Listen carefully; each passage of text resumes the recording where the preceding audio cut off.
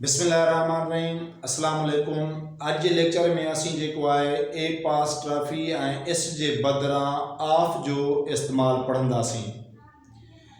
जेकॾहिं बेजान शई आहे त असां उन सां जेको आहे ए पास ट्रॉफी ऐं इस जो इस्तेमाल नथा करे सघूं त उन जी ताल्लुक़ उन जी ओनरशिप ऐं उन जी मालिकी खे ज़ाहिर करण जे लाइ असां ए पास ट्रॉफी ऐं इस जी जगह ते असीं जेको आहे ऑफ जो इस्तेमाल कंदा आहियूं। अचो त पंहिंजे लेक्चर की शुरुआत कयूं। जीअं असां लिखियो आहे apostrophe and this is not used with non living things, त बेजान शयुनि सां जेको आहे ए पास ट्रॉफी ऐं इस जो इस्तेमाल न थींदो आहे।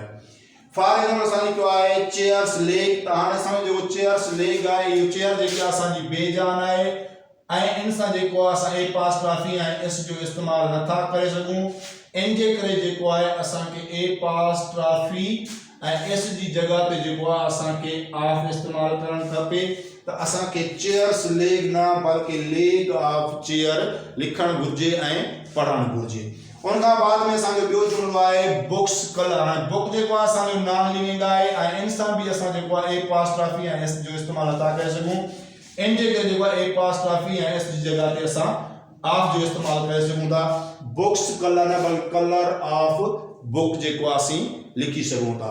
उन खां बाद में आहे हाउस टॉप, त असांजो हाउस जेको आहे उहो बेजान आहे। इन जे करे असां इन सां बि जेको आहे ए पास ट्रॉफी ऐं इस जो इस्तेमाल नथा करे सघूं। इन जे करे असांजो ए पास ट्रॉफी ऐं इस जगह ते जेको आहे ऑफ इस्तेमाल करे सघूं था ऐं लिखी सघूं था टॉप ऑफ द हाउस।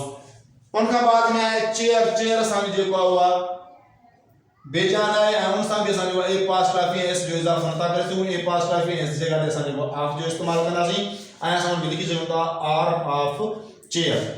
तो दोस्तों आज जे लेक्चर में असां इहो पढ़ियो त बेजान शयुनि सां जेको आहे ए पास ट्रॉफी ऐं इस जो इस्तेमाल जेको आहे उहो नथो थिए। ए पास ट्रॉफी ऐं इस जी जगह ते असां जेको आहे बेजान शयुनि जी मालिकी खे या ओनरशिप खे ज़ाहिर करण जे लाइ जेको असां ऑफ जो इस्तेमाल कंदा आहियूं। जेकॾहिं तव्हांखे असांजी अॼु जी वीडियो पसंदि आई हुजे इनखे लाइक कयो, शेयर कयो ऐं असांजे यूट्यूब चैनल AWK अकेडमी खे सब्सक्राइब कयो। महिरबानी।